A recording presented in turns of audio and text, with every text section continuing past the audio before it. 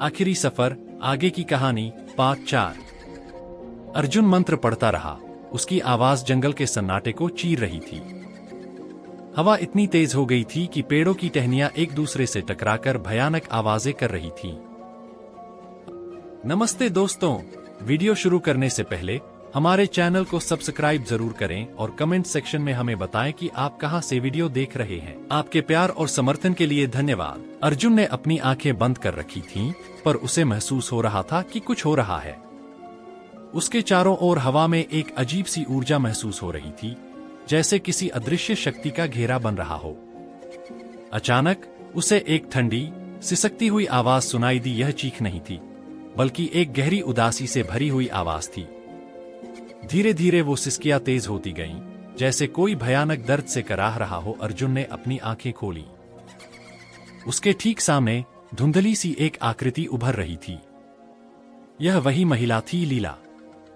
इस बार उसका चेहरा उतना डरावना नहीं था। उसकी आंखों में काली चमक के बजाय एक गहरी पीड़ा थी। उसके होठों पर अब भयानक मुस्कान नहीं थी, बल्कि एक असहनीय दुख का भाव था। वह घुटनों के बल झुकी हुई थी, जैसे किसी बोझ तले दबी हो।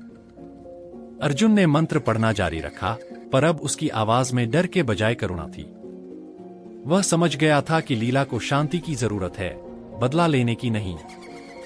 जैसे जैसे मंत्र तेज होते गए, लीला की आकृति और धुंधली होती गई। उसकी सिसकियां कम होती गईं और उसके शरीर से निकलने वाला धुआं भी हल्का होता गया। फिर एक पल आया जब लीला की आकृति पूरी तरह से पारदर्शी हो गई।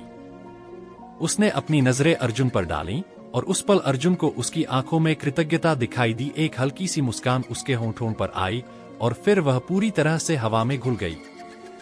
जंगल में अचानक एक शांति छा गई।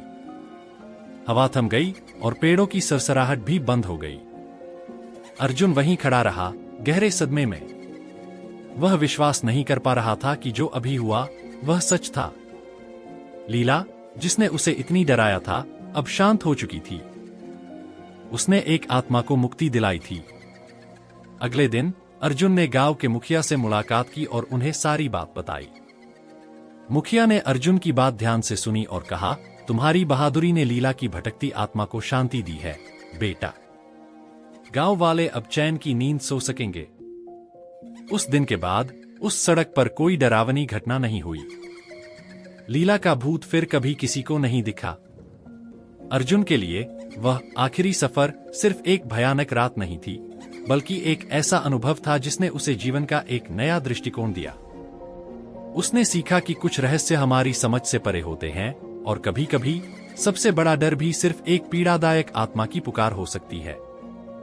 अर्जुन अब जानता था कि जिंदगी में सिर्फ भौतिक चीजें ही नहीं होती, बल्कि एक ऐसी दुनिया भी है जिसे हम देख नहीं सकते पर महसूस कर सकते हैं।